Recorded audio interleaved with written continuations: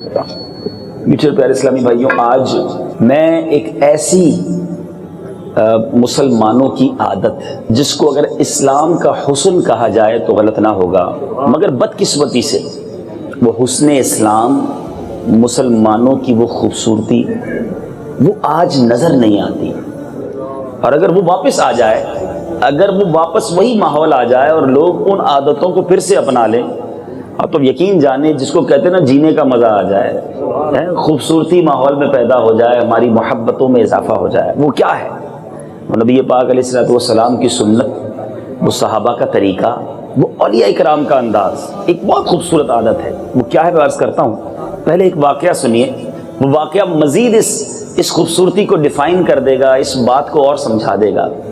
اور یہ واقعہ احیاء العلوم میں امام محمد بن محمد غزالی علیہ رحمۃ اللہ الوالی نے نقل کیا۔ حضرت سیدنا عبداللہ ابن عمر رضی اللہ تعالیٰ عنہ یہ بیمار تھے، ان کو بھنی ہوئی مچھلی کھانے کی خواہش ہوئی۔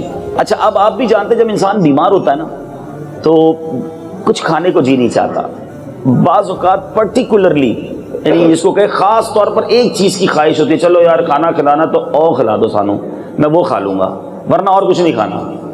اب ان کو بھنی ہوئی مچھلی کھانے کی خواہش ہوئی۔ ان کے جو غلام تھے سیدنا نافع رضی اللہ تعالیٰ عنہ، بڑی محبت تھی ان کو حضرت عبداللہ ابن عمر سے، مدینہ منورہ میں تلاش کرنے لگے، مچھلی ملی نہیں، بڑی مشکل کے ساتھ 1.5 درہم کی انہیں ایک مچھلی ملی، اس کو انہوں نے بھونا اور بھون کر حضرت کی بارگاہ میں رکھ دی کہ آپ نے تمنا کی تھی، میں بڑی مشکل سے ڈھونڈ کے لے آیا۔ ابھی کھانا شروع کرنے والے تھے کہ دروازے پر ایک سائل آ گیا، اللہ کے نام پہ مجھے کچھ دیجیے، بیمار ہیں، جس چیز کی خواہش ہے وہ بڑی مشکل سے ملی ہے۔ آپ نے سیدنا نافع سے کہا کہ جاؤ یہ مچھلی اس سائل کو دے دو، اس فقیر کو دے دو۔ اچھا، وہ کرتے کہ حضور میں نے بڑی مشکل سے یہ مچھلی تلاش کی ہے، سائل نے مچھلی تو نہیں مانگی نا، ہم کچھ اور دے دیتے اس کو۔ فرمایا نہیں، جا کے مچھلی دے دو۔ اچھا، دے تو دی، مگر محبت بڑی تھی حضرت عبداللہ ابن عمر سے، پتہ تھا بعد میں کچھ اور کھائیں گے نہیں، تمنا ہی ایک چیز کی تھی۔ وہ واپس اس فقیر کے پیچھے چلے گئے اور اس فقیر کو باہر جا کے روکا، کہا ایسا کرو یہ مچھلی دے دو، اس کی رقم مجھ سے لے لو۔ اچھا، اب سائل کو جو ہے انہوں نے رقم دے دی اور مچھلی پھر لے لی۔ تھوڑی دیر کے بعد وہی مچھلی پھر دسترخوان پر پیش کر دی۔ آپ حیران ہو، یہ کہاں سے آ گئی؟ آپ نے کہا حضور میں سائل کے پیچھے، آپ نے دیکھا فرمایا تھا سائل کو دے دو، وہ میں نے دے دی، لیکن میں بعد میں جا کر دوسری ڈیل بنا کر آیا ہوں، میں نے پیسے دیے، وہ مچھلی خریدی ہے اس سے۔ اب آپ نے فرمایا جاؤ یہ مچھلی بھی دے دو واپس اسے اور قیمت واپس مت لینا۔ اب پزل ہو گئے کہ بات کیا ہے۔ اب سنیے جو حضرت عبداللہ ابن عمر نے جواب دیا، اور جو میرا آج کے بیان کا موضوع ہے۔ حضرت عبداللہ ابن عمر رضی اللہ تعالیٰ فرماتے ہیں میں نے اپنے آقا علیہ الصلوۃ والسلام سے سنا ہے، جو شخص کسی چیز کی خواہش رکھتا ہو، اس کو چاہیے، ٹھیک ہے، جو شخص کسی چیز کی خواہش رکھتا ہو پھر اس خواہش کو روک کر اپنے اوپر کسی اور کو ترجیح دے تو اللہ عز و جل اسے بخش دیتا ہے۔ لک ایٹ دا وے، کتنا آسان ہے۔ ایک بار، ایسا نہیں کہ ساری زندگی یہ کام کریں گے تو بخشش ہونی ہے، اللہ کی رحمت بہت بڑی ہے۔ آپ کو چاہیے کوئی چیز، لیکن فرق ہے یہ، ہم بھی دیتے ہیں دوسرے کو چیز، مگر نارملی وہ دیتے ہیں جو مجھے نہیں چاہیے، بچ گئی ہے، پھینکنے والی ہے، اب کام کی نہیں ہے، اب دے دیا تو کیا کمال کیا۔ مجھے بھی چاہیے اور میرے بھائی کو بھی چاہیے۔ اپنی خواہش کو روکو، اور وہ چیز اللہ کی رضا کے لیے، دنیا کا فائدہ نہیں کہ اس کو یہ چیز دے دوں گا تو یہ مجھے جناب بعد میں نوکری دلا دے گا، قرضہ دے دے گا، مجھے کوئی اچھا سا تحفہ دے دے گا، یہ تو پھر غرض ہو گئی نا۔ اللہ کی رضا کے لیے، رب کی رضا کے لیے اپنے بھائی پر اپنی خواہش کو ترجیح دے دے، انسان پریورٹی دے دے۔ کیا خوبصورت حدیث ہے کہ اللہ عز و جل اسے بخش دیتا ہے۔ بیماری کے عالم میں انہوں نے ایثار کیا۔ اے میرے بیچے اسلامی بھائیوں، آج یہ ایثار جو ہے، سیکریفائس، یہ مسلمانوں میں بڑا کم نظر آ رہا ہے۔ آج ذہن یہ بن گیا ہے میرا بھلا ہونا چاہیے، چاہے سامنے والے کا بیڑا غرق ہو جائے، کسی صورت میرا کام سیدھا ہونا چاہیے، مجھے دوسروں کی بات نہ کیا کرو۔ لوگ کہتے ہیں یار آپ دوسروں کی بات کیوں کرتے ہیں کہ دوسروں کا بھلا ہو جائے گا، آپ میری بات کریں، میرا کام سیدھا ہو جائے، باقی چاہے سامنے والے کا جو ہوتا ہے ہو جائے. یہ اسلام نہیں ہے, یہ مسلمانوں کا طریقہ نہیں. ایثار کی باتیں تو بہت سارے لوگ کرتے ہیں. آئیے آج ایثار کی تعریف سن لیجئے. ایثار کی تعریف یہ ہے, ایثار کا معنی یہ ہے, ڈیفینیشن یہ ہے, دوسروں کی خواہش اور حاجت کو اپنی خواہش اور حاجت پر ترجیح دینا. آپ کو بھی خواہش ہے, آپ کو بھی حاجت ہے, اور دوسروں کو اس پر ترجیح دے دے, پریورٹی دے دے, یہی ایثار ہے. اور میرے میٹھے اسلامی بھائیوں, ایسے بہت سارے فضائل, بہت سارے واقعات کتابوں میں ملتے ہیں. اللہ تبارک و تعالیٰ قرآن مجید فرقان حمید میں کیا ارشاد فرماتا ہے؟ 4 پارہ ہے, آیت نمبر پہلی آیت, 4 پارے کی پہلی آیت. بسم اللہ الرحمن الرحیم. لن تنالوا البر حتى تنفقوا مما تحبون.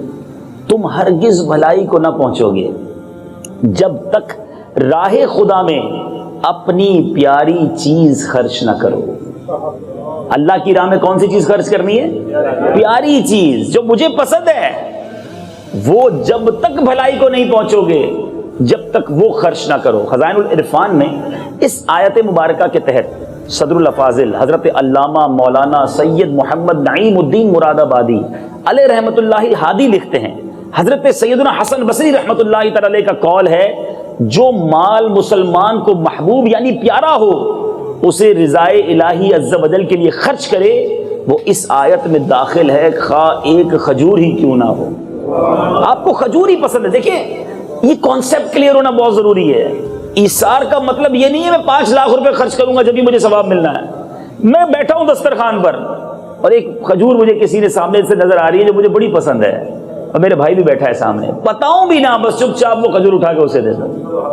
اللہ جانتا ہے کہ نیت کدھر کی ہے.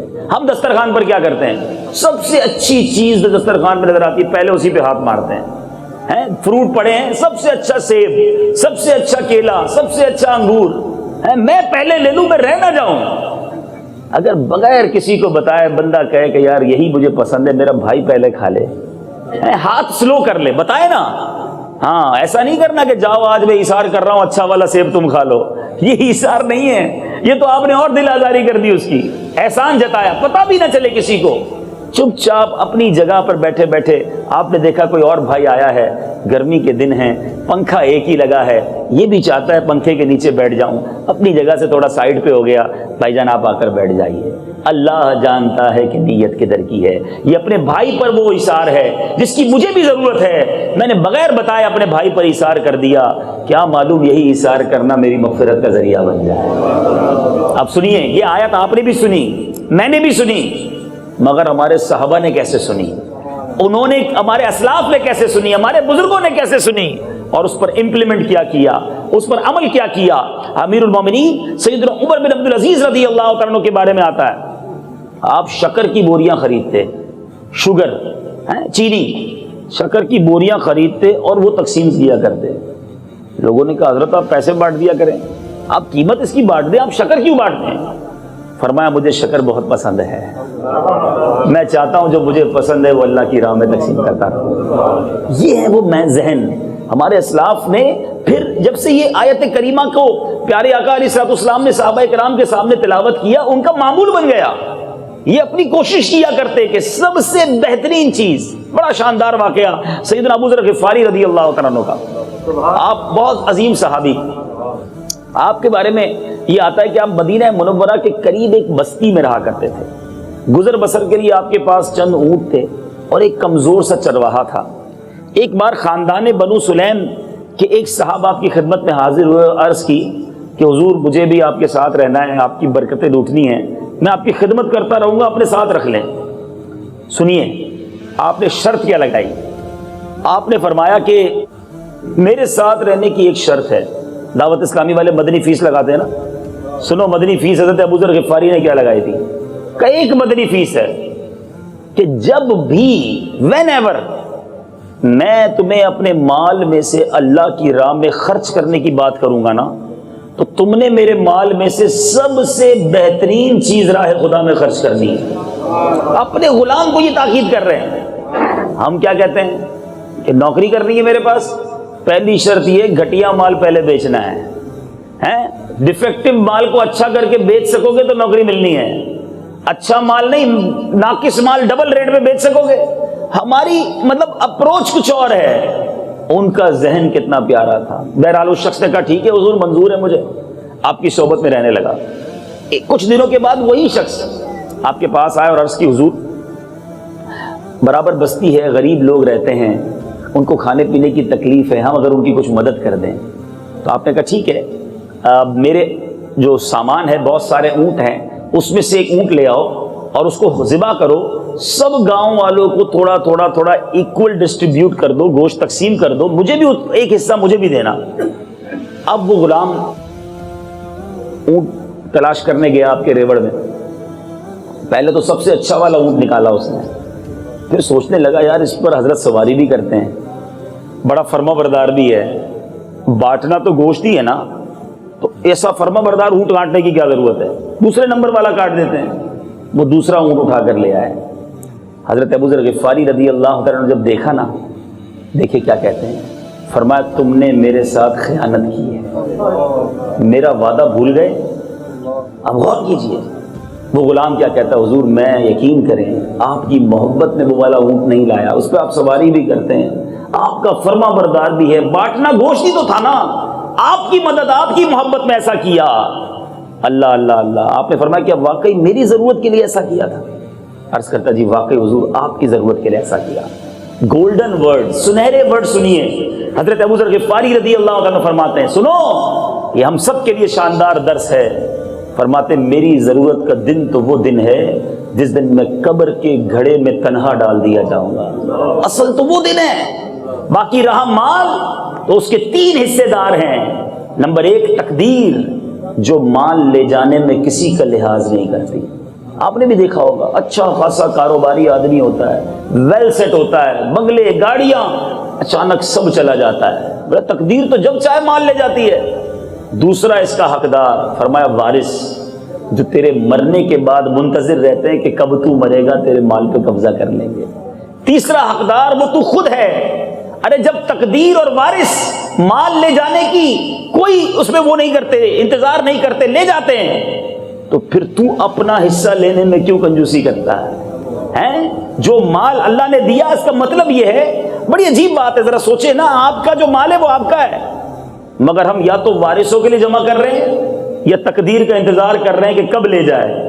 تو کیوں نہ ابھی ہاتھ اچھا ہے تو اللہ کی راہ میں خرچ کر کے جنت کے اکاؤنٹ میں جمع کروا دیا جائے، یعنی میرا مال آگے بھی مجھے کام آ جائے۔ بہرحال ہمارے اسلاف نے، اب سنیں حضرت ابو ذر غفاری کی اس بات کو، سب سے بہترین اونٹ اللہ کی راہ میں خرچ کیا۔ ہم کیا خرچ کرتے ہیں؟ ہمارا ذہن کیا ہے؟ اے میرے پیچھے پیارے اسلامی بھائیوں، یہ سوچ بہت ضروری ہے۔